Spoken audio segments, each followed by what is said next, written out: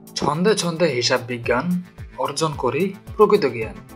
ব্যয় সম্পদ আদায় চিনতে পারলে কে ঠেকায়। হিসাব বিজ্ঞানের প্রিয় শিক্ষার্থী বন্ধুরা, আশা করি সকলেই ভালো আছো তোমরা। হিসাব বিজ্ঞানের প্রকৃত বিশুদ্ধ জ্ঞানের জগতে আমি রিয়াজউদ্দিন তোমাদের সবাইকে জানাই সুস্বাগতম।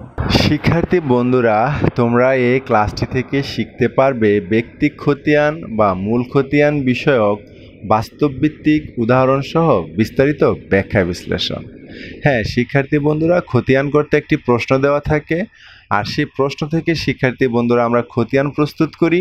আর কোনো একটি প্রশ্ন থেকে সর্বোচ্চ যতগুলো খতিয়ান করা যায় এগুলোকে এক কথায় সাধারণ খতিয়ান বলে। আর শিক্ষার্থী বন্ধুরা, এই সাধারণ খতিয়ান হলো দুই ধরনের, যথা ব্যক্তিক খতিয়ান এবং অব্যক্তিক খতিয়ান।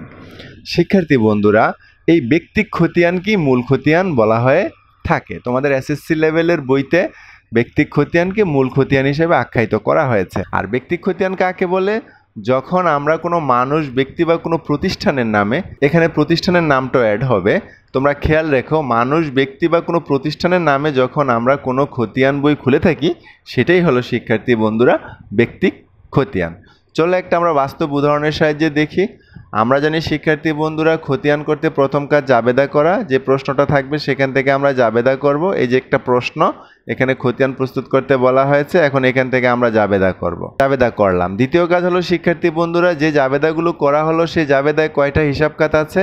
তো এখানে শিক্ষার্থী বন্ধুরা মোট এই দেখো 9টা হিসাব খাত আছে। কিভাবে জাবেদা থেকে এই হিসাব খাত বের করতে হয় এই নিয়ে আমার ক্লাস আছে, খতিয়ানের প্লেলিস্টটি দেখো, আশা করি পেয়ে যাবে। তো শিক্ষার্থী বন্ধুরা, এই যে আমরা 9টা হিসাব খাত পেলাম, হ্যাঁ, তো এখনই আমাদের 9টা খতিয়ানই করতে হবে। এই যে আমরা 9টা খতিয়ান করলাম, এই 9টা খতিয়ানকে একত্রে সাধারণ খতিয়ান বলা হয়। এখন এই সাধারণ খতিয়ানগুলোর মধ্যে যে খতিয়ানগুলো কোনো ব্যক্তির নামে প্রস্তুত করা হয়েছে সেগুলোই হবে শিক্ষার্থী বন্ধুরা ব্যক্তিক খতিয়ান। যেমন এই দেখো, বিবিধ পাওনাদার, পাওনাদার কিন্তু কোনো না কোনো ব্যক্তি, আবার এই যে বিবিধ দানাদার, এটাও কোনো না কোনো ব্যক্তি, এই জন্য এগুলো হলো ব্যক্তিক খতিয়ান।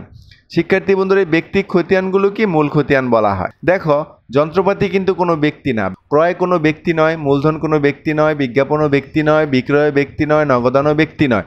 এখানে ব্যক্তি শুধু দুটি, পাওনাদার এবং দেনাদার। এই জন্য এই দুটোই হবে শিক্ষার্থী বন্ধুরা ব্যক্তিক খতিয়ান বা মূল খতিয়ান।